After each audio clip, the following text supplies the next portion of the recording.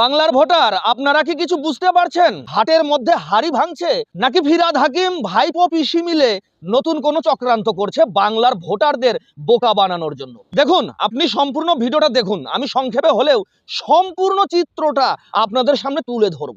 আমি অনুতপ্ত, দুঃখিত। আমি রাজ্যের মুখ্যমন্ত্রীর কথা রাখতে গিয়ে সেদিন এই হিন্দু ভাইদের মনে যে আঘাত পেয়েছিল, আমি তার জন্য আজকে প্রকাশ্য এই লক্ষ লক্ষ মানুষের সামনে করজোড়ে ক্ষমা চেয়ে নিচ্ছি।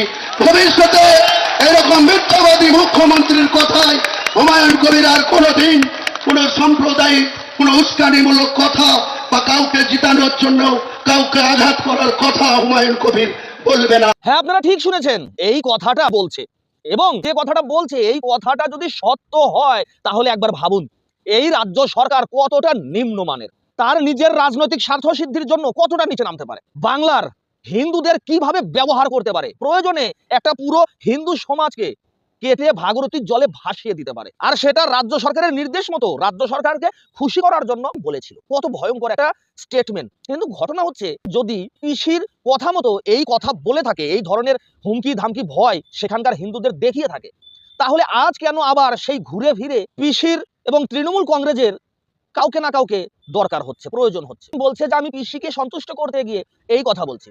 আর এই ভিডিওটা দেখুন, এখানে ববি হাকিম, ফিরহাদ হাকিমের জামাই, তাকে তার যে রাজনৈতিক নতুন দল করেছে সেখানে জয়েন্ট করাচ্ছে।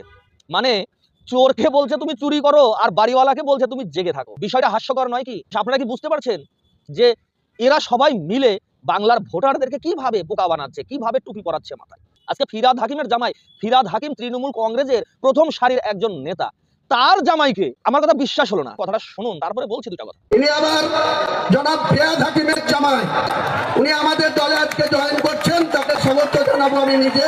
জনাব ফিরহাদ হাকিমের বড় জামাই ইয়াসির হায়দার, তাকে আমরা তৃণমূল পার্টির হাতে তুলে দেবো। আপনারা শুনলেন, ফিরহাদ হাকিমের জামাইকে দলে নিচ্ছে হুমায়ুন কবির।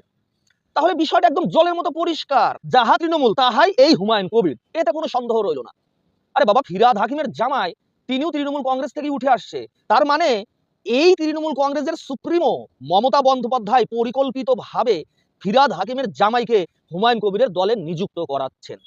আমাদের বুঝতে বাকি রইল না, এবং বাংলার ভোটার আপনাদেরকে এখন বুঝতে হবে, মানে আমাদেরকে এবং সেই মালদা মুর্শিদাবাদ বেলডাঙ্গার যে 30% হিন্দু, সেই হিন্দুদেরকে কিভাবে বোকা বানাচ্ছে, আর সেখানকার 70% মুসলিমদেরকেও কিভাবে মানে বোকার স্বর্গে ভাসিয়ে দিচ্ছে, কিভাবে বোকা বানাচ্ছে, টুপি পরাচ্ছে, অদৃশ্য টুপি। মানে এই হুমায়ুন কবির আর তৃণমূল কংগ্রেস মিলে। মাননীয়া তো জানে যে দেবে না, কেউ মাননীয়াকে 2026-এর বিধানসভা নির্বাচনে ভোটার দেবে না, তাই এই হুমায়ুন কবিরকে দিয়ে মূলত ভোটার নেওয়া। রাজ্যের মানুষ আপনারা বুঝুন, বাংলার ভোটার আপনারা বুঝুন, এগুলো সবকিছুই মানে তৃণমূল কংগ্রেসের খেলা, হুমায়ুন কবিরকে দিয়ে খেলাচ্ছে। বাবরি মসজিদকে কেন্দ্র করে মানুষকে এক জায়গায় করেছে, এখন সেখান থেকে এই ভোটগুলো সংগ্রহ করা। তাই এবার বুঝুন এবং বুঝে শুনে 26-এর নির্বাচনে আপনার সিদ্ধান্তটা সঠিক হওয়া দরকার। একটা ভোটও তৃণমূল কংগ্রেসকে নয়, একটা ভোটও তৃণমূল কংগ্রেসকে নয়, মানে যারা যারা তৃণমূল কংগ্রেসকে সহযোগিতা করছে, এই হুমায়ুন কবির তৃণমূল কংগ্রেসেরই একজন কর্মী, এটা আপনাকে বুঝতে হবে। তাই একটা ভোটও তৃণমূল কংগ্রেসকে নয়, রাজ্যে পরিবর্তনটাকে নিশ্চিত করতে হবে 2026-এ। জয় হিন্দ, জয় ভারত।